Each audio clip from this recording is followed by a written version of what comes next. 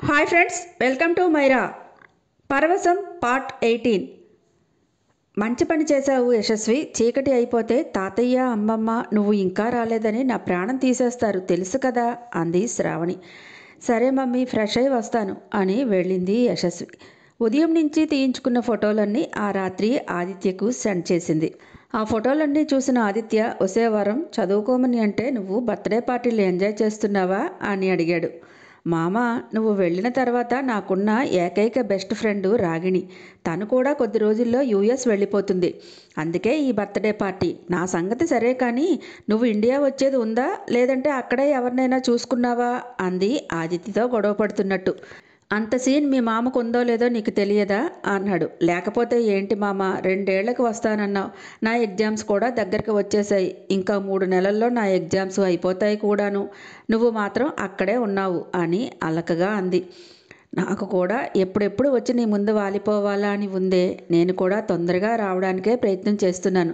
Work కూడా త్వరగా complete చేసేస్తున్నాను. వరం, ఇవాళ వర్క్ లోడు చాలా ఎక్కువ ఉంది. బాగా అలసిపోయాను. నీకు కూడా లేట్ అవుతుంది, పడుకుంటూ పో అన్నాడు ఆదిత్య. సరే మామ, గుడ్ నైట్ అయితే అని ఆ రోజుకి తొందరగానే కాల్ కట్ చేసింది. అనుకున్నట్టుగానే ఎగ్జామ్స్ దగ్గర పడటంతో ఫ్రెండ్స్ అంతా సీరియస్గా చదువుల్లో పడ్డారు. రాగా అంతంత మాత్రంగా చదవటం, యశస్వి మంచి బ్రిలియంట్ అవడంతో యశస్విని మన ఇంటి దగ్గర ఎగ్జామ్స్ అయినన్ని రోజులు ఉండమని అడగొచ్చు కదా రాగా. ఇద్దరూ కలిసి కంబైన్డ్ స్టడీ చేస్తే ఎలాగో ఒకలా నువ్వు కూడా గట్టెక్కొచ్చు అంది సునంద. ఆ మాటే అన్నాడు శౌర్య కూడా. యశస్వి వస్తుందని అనుకోనమ్మా. అది ఇల్లు దాటి బయటకు రాదు. కాలేజీ టైం మాత్రమే బయటకు వస్తుంది. అయినా అడిగి చూస్తానులే అంది రాగా. రాగాతో పాటు ఇంటికి వచ్చిన యశస్విని, ఎగ్జామ్స్ అయ్యే వరకు ఇక్కడే ఉండు, ఇద్దరూ కలిసి చదువుకోండి అంది సునంద. ఎందుకంటే నాకు వీలుగానే ఉంటుంది వెళ్ళి రావటానికి, మరేం పర్వాలేదు అంది యశస్వి. తన గురించే అలా అడుగుతున్నారేమో అనుకుని. నీ గురించి కాదు యశస్వి, ఉందిగా మా మొద్దుమాలోకం. ఈసారైనా ఎగ్జామ్స్ గట్టెక్కిపోతే తొందరగా తీసుకెళ్ళి ఎవరో ఒకరిని చూసి పెళ్లి చేసేయొచ్చు. అది నువ్వు కలిసి చదివితే కాస్త ఇంట్రెస్ట్గా చదువుతుందని అడుగుతున్నాను నేను. మీ అమ్మగారికి ఒకసారి నేను ఫోన్ చేయనా అంది సునంద. అయ్యో వద్దాంటీ, రికమెండేషన్స్ ఏం అవసరం లేదు. నేను అమ్మని అడుగుతాను. కాకపోతే అన్ని ఎగ్జామ్స్కి ఉండలేను. రాగాకి ఏమైనా డౌట్స్ ఉంటే ఆ రోజు ఉంటాలేండి అంది మొహమాటంగా. అప్పటికి సునంద మాటని తీసేయలేక అలా అంది. అన్నట్టుగానే సునంద మాటని కాదనలేక ఒక 3 ఎగ్జామ్స్కి మాత్రమే రాగా ఇంటికి వెళ్ళింది యశస్వి. రాగా గదిలోనే ఇద్దరూ అర్ధరాత్రి వరకు చదువుతూ ఒకే బెడ్ మీద పడుకున్నారు. రాగా నిద్రపోయింది, కానీ కొత్త చోటు కావటంతో యశస్వికి తొందరగా నిద్ర పట్టలేదు. 3 రోజులు అయిపోయింది మామకి కాల్ చేసి, ఎగ్జామ్స్ కదా బాగా చదువుకో, అనవసరమైన డిస్టర్బెన్స్ ఎందుకు అని ముందే చెప్పేశాడు. ఇప్పుడేమో మామతో మాట్లాడితే కానీ నిద్ర రావటం లేదు. అసలే కొత్త చోటు అని విసుగ్గా అటు ఇటు మసలుతోంది. ఇంతలో దగ్గరగా ఎవరో వస్తున్నట్టు అడుగుల చప్పుడు వినిపించడంతో భయంగా అనిపించి గట్టిగా కళ్ళు మూసుకుంది. శౌర్య దగ్గర నుంచి వచ్చే బాడీ స్ప్రే స్మెల్ బట్టి వచ్చింది శౌర్య అని గుర్తించింది యశస్వి. గదిలోకి వచ్చిన శౌర్య పక్కనే ఉన్న రాగా గుండెల మీద ఉన్న బుక్ తీసి పక్కన పెట్టి, గుడ్ నైట్ డియర్ అంటూ రాగా నుదుటిని ముద్దు పెట్టి బ్లాంకెట్ కప్పాడు. ఏసీ అడ్జస్ట్ చేసి ఫ్యాన్ స్పీడ్ తగ్గించి వెళ్ళిపోతూ యశస్వి వైపు కూడా వచ్చేసరికి యశస్వికి శౌర్య తన వైపే వస్తున్నాడని అర్థమై కదలకుండా కళ్ళు మూసుకుని పడుకుంది. యశస్వికి కూడా బ్లాంకెట్ కప్పి ఒక్క క్షణం యశస్వి వైపు కూర్చున్నాడు శౌర్య. తీరుగా ఉన్న కనుబొమ్మలు, చక్కా ముడుచుకున్న మొహం, ముగ్ధలా ఎంత అందంగా ఉందో అనుకుని మళ్ళీ బాగుండదేమో అని అంతలోనే లేచి బయటికి వెళ్ళిపోయాడు. అమ్మయ్య, మంచివాడే, పర్వాలేదు అనుకుంది యశస్వి. రాగా బర్త్డే రోజు అలా శౌర్యని తను హైడ్ చేసుకోవడం గుర్తొచ్చినప్పుడల్లా, ఛీ, అంత సెన్స్ లేకుండా ఎలా చేశాను నేను అని తనని తానే తిట్టుకుంది చాలాసార్లు. ఆలోచనల్లో ఎప్పటికో నిద్రపోయింది యశస్వి. నిద్రలోనే ఎవరో తనని 2 చేతులతో గట్టిగా హత్తుకొని ముద్దులు పెడుతున్నారు. ఏదేదో చేస్తున్నారు. తను వద్దని అంటున్నా, దూరం తోసేస్తున్నా వదలటం లేదు. యశస్వికి కంగారుగా ఉంది. ఏం చేయాలో తెలియడం లేదు. ఒళ్ళంతా చెమటలు పట్టి అనుకోకుండానే 2 చేతులతో గట్టిగా తోసేసినట్టు విదిలించి వెంటనే తెలివిలోనికి వచ్చి లేచి కూర్చుంది గాబరాగా. కూర్చుని చుట్టూ చూసింది. ఎవ్వరూ లేరు. టైం చూసేసరికి తెల్లవారుజాముని 4 గంటలయింది. ఇదేంటి ఇలాంటి కల వచ్చింది? అసలు నన్ను పట్టుకున్న వ్యక్తి ఎవరు? మొహం అయితే అస్సలు కనిపించలేదు. మామైతే కాదు నాకు తెలుసు అని బలంగా అనుకుంది. ఇలాంటి కల ఎందుకు వచ్చిందా అని ఆలోచించి తెల్లవారుజాము వచ్చిన కలలు నిజమవుతాయి అంటారు. దేవుడా, నేను టెన్షన్గా ఉన్నానేమో అందుకే నాకు ఇలాంటి కల వచ్చిందా, లేదా అలవాటు లేని చోట పడుకోవడం వల్ల, శౌర్య గదిలోకి రావడం వల్ల వచ్చిందా అనుకొని ఇక నిద్ర పట్టక లేచి మంచినీళ్లు తాగింది. ఆ తర్వాత పుస్తకం ముందు పెట్టుకొని కూర్చుంది. అదే టైంలో పక్క రూమ్లో పడుకున్న శౌర్యకి అందమైన అమ్మాయి మొహం కనిపించలేదు. కానీ అందంగా తన చుట్టూ తిరుగుతూ నేను ఎలా ఉన్నాను అని అడుగుతోంది. అంతలోనే తన మెడ చుట్టూ చేతులు వేసి దూరంగా పోనీయకుండా గట్టిగా కౌగిలించుకుంది. ఆ స్పర్శని దూరం చేసుకోవాలని అనిపించక ఆమెని అలాగే తనకేసి హత్తుకున్నాడు గాఢంగా. చాలదన్నట్టు ఇంకా గట్టిగా కౌగిలించుకున్నాడు. ఆ అమ్మాయి కాదని కూడా అనటం లేదు. వెంటనే తెలివిలోనికి వచ్చాడు శౌర్య. ఇదేంటి ఇన్ని రోజుల్లో ఎప్పుడూ ఇలాంటి కల రాలేదు. ఎవరా అమ్మాయి? మేఘన్ అయితే కాదు అని అనుకున్నాడు.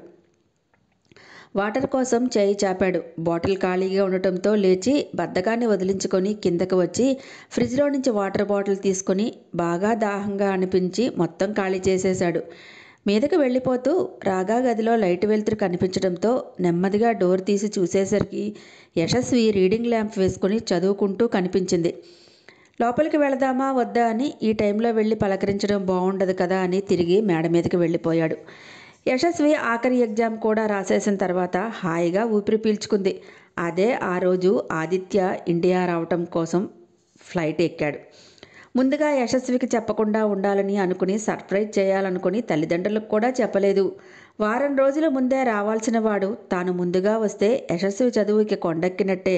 దాన్ని ఆపడం నా తరం కాదు అనుకొని బలవంతంగా తనని తాను అదుపు చేసుకుని వారం రోజులు అలాగే ఖాళీగా యుఎస్లోనే ఉండిపోయి ఆఖరి ఎగ్జామ్ రోజు ఫ్లైట్ క్యాచ్ చేశాడు ఆదిత్య. ఎగ్జామ్ రాసి వచ్చిన స్టూడెంట్స్ అందరూ అమ్మయ్య అనుకుంటూ తేలికగా ఊపిరి పీల్చుకున్నారు. మళ్ళీ కలుద్దాం, ఫోన్లు చేసుకుంటూ ఉందాం అని అందరూ ఒకరికొకరు చెప్పుకొని మరుసటి రోజు మళ్ళీ రాగా ఇంట్లో గ్యాదర్ అయ్యారు. రాగా, నువ్వు ఎప్పుడు వెళ్ళేది మాకు కాల్ చేయి, ఈలోపు కలుస్తూ ఉంటాంలే అంది యశస్వి.